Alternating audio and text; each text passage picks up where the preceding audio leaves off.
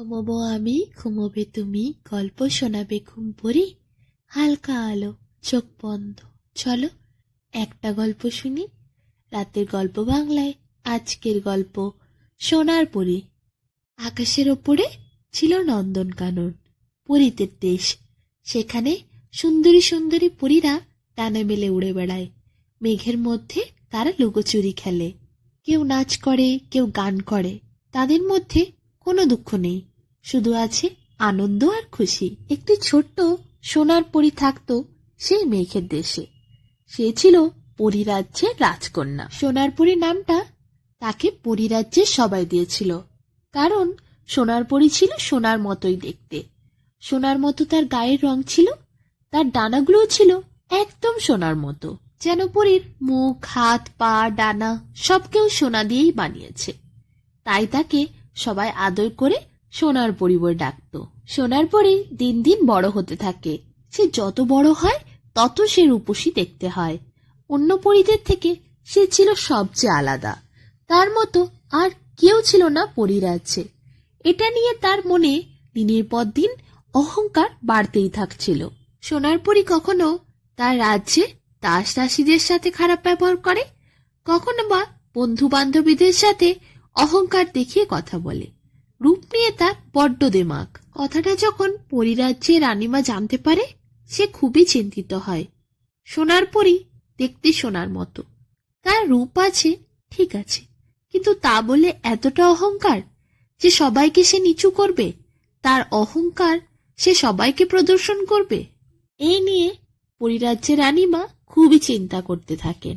তার মনে হয় সোনার পরীর এই অহংকার কোনোদিন বিপদ না ডেকে আনে। একদিন সোনার পরী আকাশে পরীদের সাথে খেলা করছিল। খেলা করতে করতে তার একটি বান্ধবী বলে ওঠে, সিন্ধু ঝর্ণার তীরে একটি ফুল ফোটে। সেই ফুলটির নাম পুষ্পবতী। পুষ্পবতী ফুল স্বর্গের সেরা ফুল।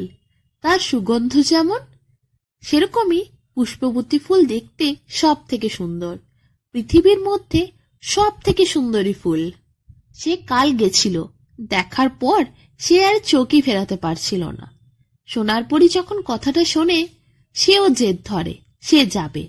রানীমা কিন্তু পুষ্পবতী ফুল দেখতে কোনো মতেই সোনার পরীকে যেতে দিচ্ছিল না। একদিন সোনার পরী কাউকে কিছু না বলে সমস্ত বান্ধবীদেরকে নিয়ে বেরিয়ে পড়ে পুষ্পবতী ফুল দেখতে যাওয়ার জন্য। এরপর সব পরীরা উড়তে উড়তে শেষে সিন্ধু ঝর্ণার সামনে পৌঁছে যায়। সিন্ধু ঝর্ণার সামনে যেই তারা নামে, তারা তো তাকিয়ে দেখে অবাক হয়ে যায়। কি অপূর্ব দৃশ্য সেখানে, চোখ ফেরানো যাচ্ছে না। তারা খুঁজতে থাকে সেই পুষ্পবতী ফুল কোথায় আছে। কিছুক্ষণ পর তারা দেখে ঝর্ণারই কাছে রয়েছে পুষ্পবতী ফুল। সেই ফুলের সুগন্ধ চারিদিকে মন মাতাল করে দেওয়ার সুগন্ধ। একবার যে পুষ্পবতী ফুলের দিকে তাকায়, সে আর চোখ ফেরাতে পারে না। কথাটা কিন্তু একদম সত্যি। পরীরাও দেখার পর আর চোখ ফেরাতে পারছিল না। হঠাৎ করে সোনার পরীর কি মনে হলো, সে তার বান্ধবীদের বলে উঠল, আচ্ছা, এই পুষ্পবতী ফুল বেশি সুন্দরী না আমি বেশি সুন্দরী? বান্ধবীরা সহজভাবেই বলল, পুষ্পবতী ফুল বেশি সুন্দরী। কিন্তু সোনার পরী সেই কথাটা শোনার পর অহংকারে জ্বলে উঠল। সে কথাটা নিতে পারছিল না। সে সাথে সাথে রাগ করে সেখান থেকে চলে গেল।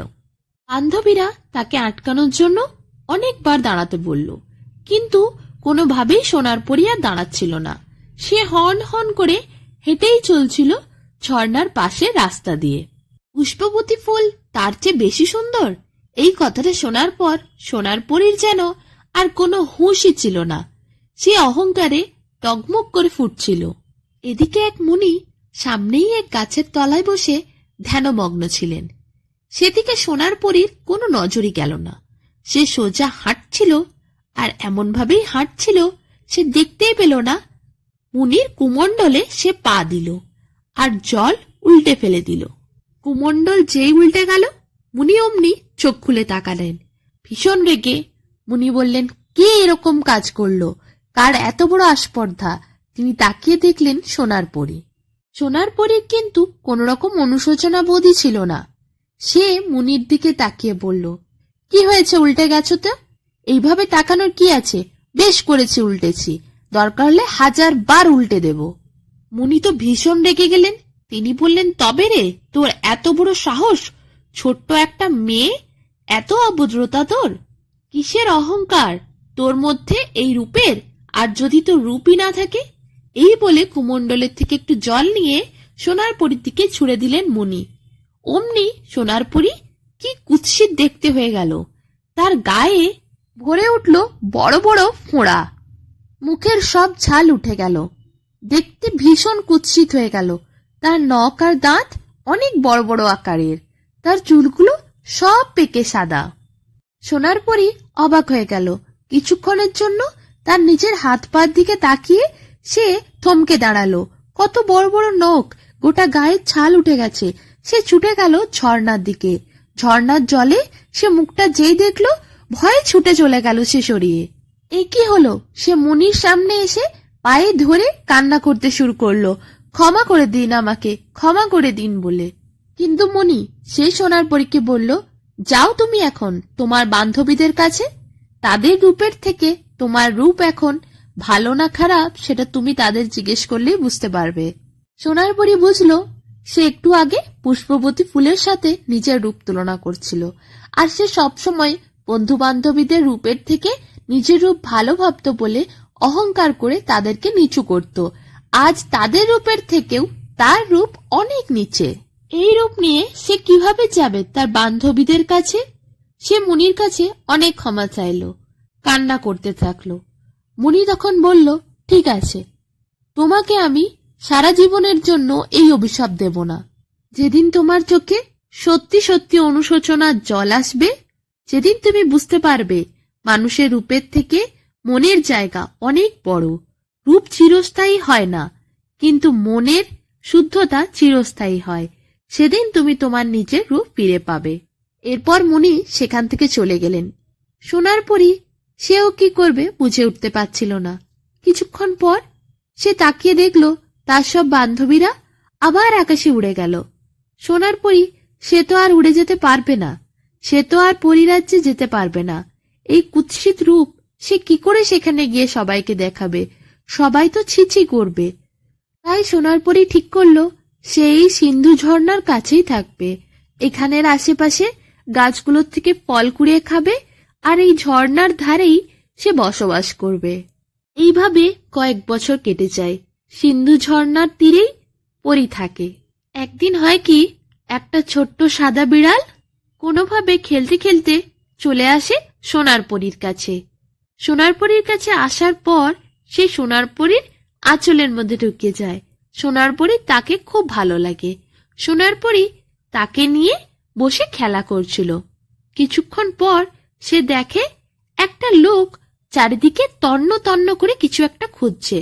সোনার পরী লোকটাকে দেখার সাথে সাথে কাপড়টা তার মাথায় ঢাকায় নিয়ে নেয়, যাতে তার কোনোভাবে মুখটা দেখতে না পাওয়া যায়, আর বিড়ালটাকে হাতে তুলে নেয়।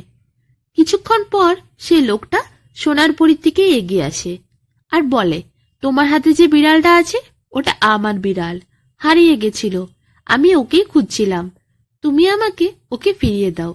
সোনার পরী খুব ভালোভাবে বিড়ালটা ফেরত দিয়ে দেয় আর বলে ওই বিড়ালটা নিজে থেকেই তার কাছে এসেছিল।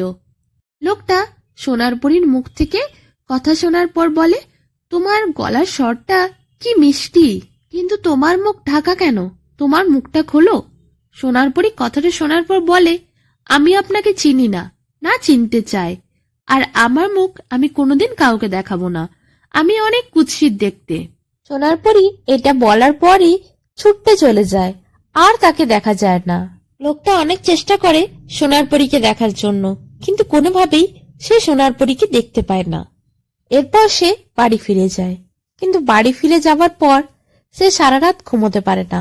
তার চোখে শুধু সোনার পরীর ছবিই ভেসে ওঠে, কানে বাজতে থাকে শুধু সেই মিষ্টি গলার স্বরটা।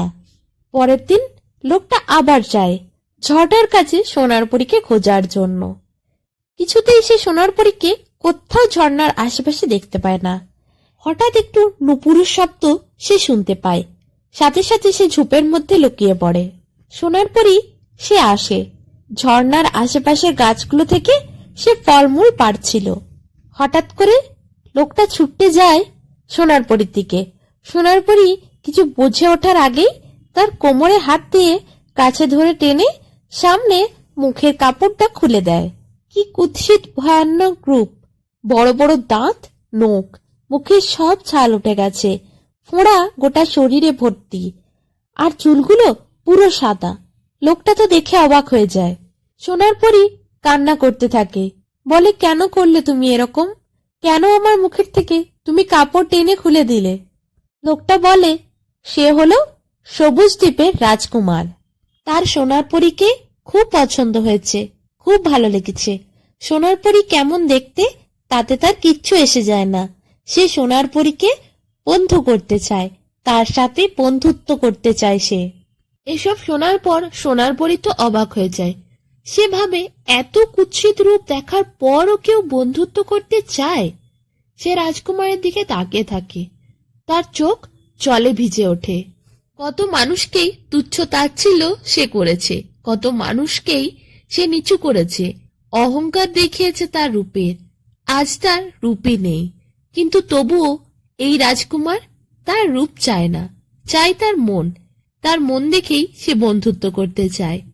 সত্যি, রূপ ছাড়া কাউকে ভালো লাগা যায়? এটা রাজকুমারকে না দেখলে হয়তো সে কোনোদিন বুঝতেই পারত না। রূপ ছাড়া, গুণ ছাড়া, শুধু মন দেখে কাউকে ভালো লাগা যায়? এটা জীবনে প্রথমবার সোনারপরী দেখল রাজকুমারের মধ্যে। চোখ দুটো সোনারপরীর জলে ভিজে গেছে। রাজকুমার সেই চোখগুলো নিজের হাতে করে মুছিয়ে দিল। সোনারপরী তো অবাক হয়ে গেল, তার এই কুৎসিত চেহারাকে কিভাবে স্পর্শ করতে পারে রাজকুমার? এটাই মনে মনে ভাবছিল সোনারপরী। আর তার চোখগুলো জলে বারবার ভেজে যাচ্ছিল। যতই রাজকুমার চোখের জল মুছে দিতে, ততই যেন সোনারপরীর চোখগুলো জলে ভিজে উঠছে। সোনারপরী বলল, জানো, আমি পরীরাজ্যের রাজকুমারী সোনারপরী। নিজের রূপের অহংকারে অনেক মানুষকে আমি নিচু করেছি, অনেক মানুষের সাথে দুর্ব্যবহার করেছি, তাই আজ আমার রূপ নেই। কাঁদতে থাকে হাউ হাউ করে সোনারপরী। কয়েক মুহূর্তের মধ্যে বিশাল একটা আলোর ঝলকানি হয়, আর সোনারপরী সে পাল্টে নিজের রূপে চলে আসে। চারিদিকে যেন সোনা ছড়িয়ে যাচ্ছে। সোনারপরীর দেহ সোনার মতো জ্বলঝল করছে, তার ডানাগুলো আজ যেন সোনার হয়ে গেছে। তার রূপ দেখলে যে কোনো মানুষ পাগল হয়ে যাবে। আর সেটা রাজকুমারের সাথেও হলো। রাজকুমার তো সোনারপরীকে দেখার পর আর চোখই ফেরাতে পারছিল না। তারপর রাজকুমার বলল, সোনারপরী, তুমি আবার নিজের রূপে ফিরে এসেছো। দেখো, তোমার কুৎসিত রূপ আর নেই। সোনারপরী আবার ছুটে গেল ঝর্ণার জলে মুখ দেখতে। সোনারপরী নিজেকে দেখার পর আনন্দে খুশিতে নেচে উঠল। রাজকুমারের হাতে হাত দিয়ে সোনারপরী বলল, বন্ধু, তোমার জন্য আজ আমি অভিশাপ মুক্ত হলাম। তুমি বন্ধুত্বের হাতটা আমার দিকে বাড়িয়ে দিলে বলেই আমি বুঝতে পারলাম কারোর রূপ দেখে নয়, মন দেখে সম্পর্ক করতে হয়, বন্ধুত্ব করতে হয়, বিচার করতে হয়। যার মন ভালো সেই সেরা। মন সারা জীবন আমাদের সাথে থাকবে, সে চিরস্থায়ী। কিন্তু রূপ সারা জীবন আমাদের সাথে থাকবে না, রূপ ক্ষণস্থায়ী। এইভাবেই সোনারপরী উচিত শিক্ষার মাধ্যমে জীবনের সত্যকে জানতে শিখল। সে আর নিজের রূপ নিয়ে কোনোদিন অহংকার করত না। এরপর সোনারপরী নিজের পরীরাজ্যে উড়ে গেল। সেখানে রানীমা সোনারপরীকে দেখে খুব খুশি হলো। রাজকুমারও সোনারপরীর সাথে পরীরাজ্যে দেখা করতে যেত। এইভাবেই সোনারপরী যেমন এক নতুন বন্ধু পেল, সেরকমই তার রূপও ফিরে পেল।